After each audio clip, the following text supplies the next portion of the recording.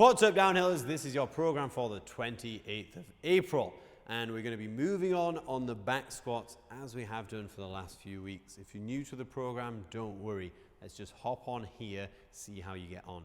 If in doubt, reduce the weight and stay safe. So anyway, before I start rambling too much, these back squats, as they have been, with a pause, priority on midline stabilization, depth of the squat but not to the detriment of your position. High bar back squat, meaning on your traps at the top, encouraging a nice vertical torso. Nice steady decline, pause at the bottom for 3 seconds, drive up, minimal pause at the top, back down, 3 seconds, drive, resting as much as you like in between sets. This week is at 85% of your 3-rep max for 3 sets of 5. Then we're going to move on to sets of 20 to 30 of a split squat. So, not a rear foot elevated split squat, but barbell on the same position on your back, a split position, so it's not a lunge position. This is definitely not a lunge. So try not to think about that back knee going down all the way to the ground. Think about changing the angle of your front hip. So your chest is nice and proud, tight through your midline. Focus on your obliques as you close the angle. So your belly button is going on top of your thigh to stand. 70% of your weight is on your front foot until you start standing. And then 100% of the effort, 100% of the effort and the energy is going through that front leg. The back foot then is only there to stabilize. So lots of volume on that movement. Going to be fantastic at developing the posterior chain through your glutes and your hamstrings, and be generating enough through sets of 20 to 30 medium weight, maybe. I'm just going to hazard a guess at 25% of your 3-rep max back squat. Aim for that. If that's too heavy to get 20, lighten up. If it's too light and you can go over 30, go heavier. It's going to be subjective depending on how well you can do this movement and what kind of muscular endurance you have anyway. So, as I said again, nice extension through the hip. 2 sets of 20 to 30 each leg with as much rest as you like in between. Then we're moving on. Day 1 finisher. This is going to be an absolute intensity workout. The suggested weight for the deadlift is round about 50% of your 3-rep max. However, reduce that if it's going to compromise your position. So please, please, please prioritize your midline stability and safety. Even though this is an intensity workout, we don't want to compromise your safety, particularly because it's a deadlift and there's a lot of shearing force on your spine if your position's slightly out. So double overhand, 21 deadlifts, super fast. 21 burpees over the bar, then 15 deadlifts, 15 over bar burpees, 9 and 9. Then you're done. That's it for the day.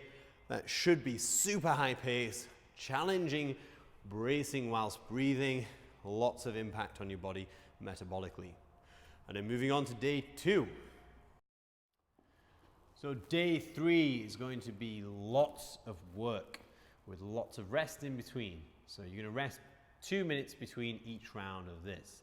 It's 25 calories on a rowing machine.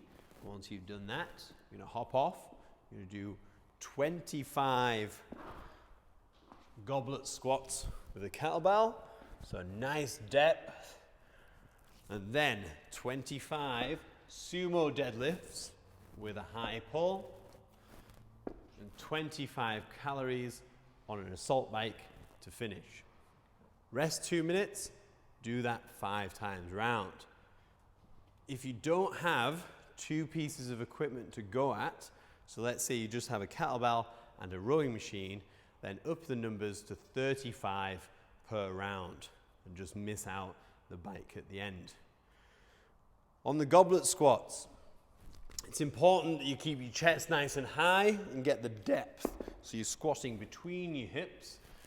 Having the kettlebell here is a really good movement to be able to open your hips and encourage a full depth squat for people with maybe tight ankles. So use that and concentrate on the positions that you're getting into, encouraging a nice full range movement, getting all the benefit out of your hips and the movement itself. On the sumo deadlift, super wide stance, knees back as far as you can, and a more emphasis on a hinge position.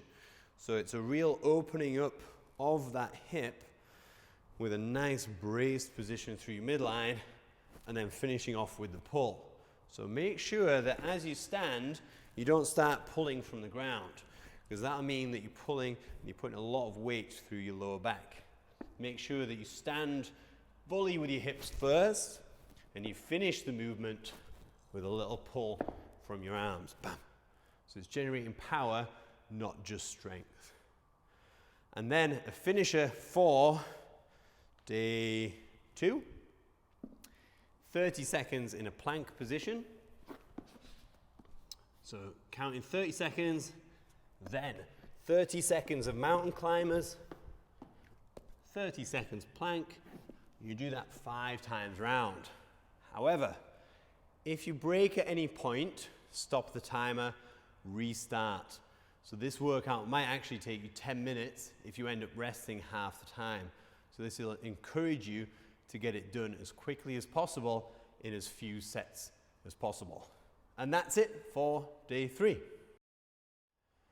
Day 3 is broken up into 3 workouts, each one pretty high pace. So attack each one as an individual workout, rest 5 minutes plus in between, so you've got decent recovery so you can do each one like its own event, let's say. The first workout is 5 rounds as quickly as you can of a 200-meter run, 12 over box burpees.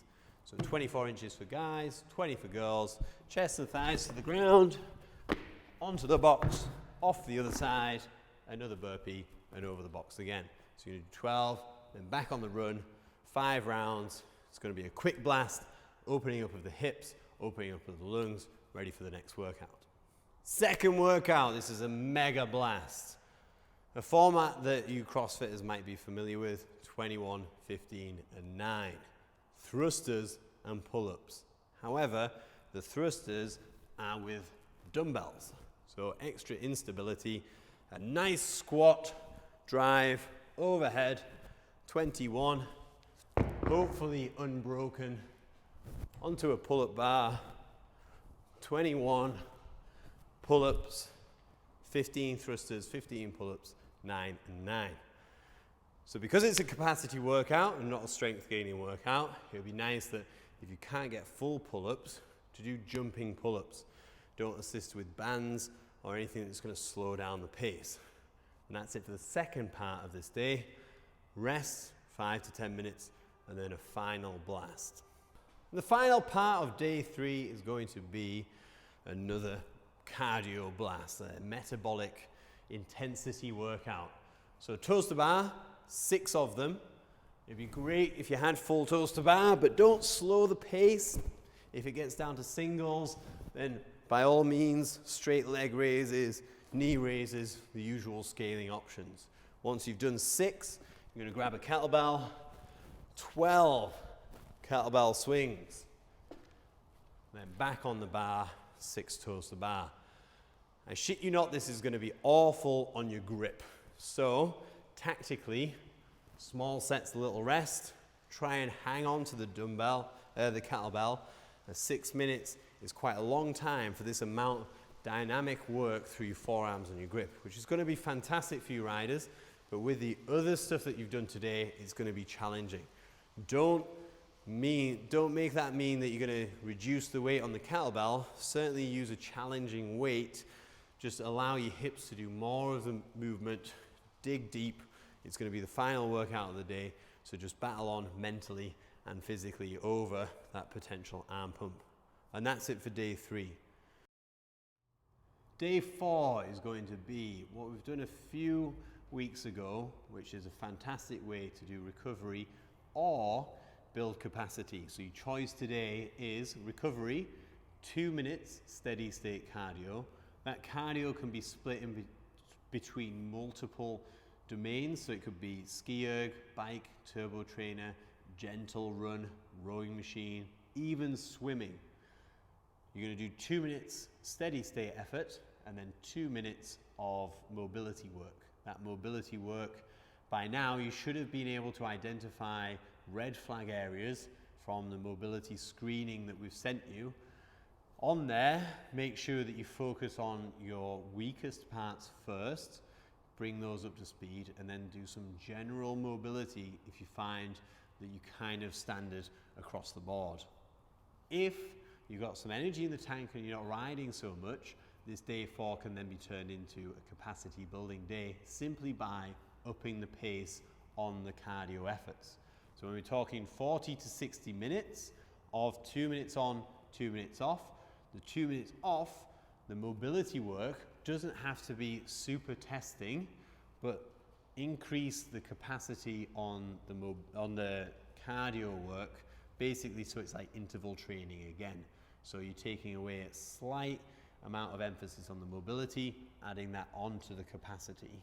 But only if you're recovering well, you're not riding so much, and you have the capacity to recover from this for next week's heavy squats. And that's that for this week. So if you've got any questions, send them over. As always, happy gymming, happy riding. See you next week. Peace.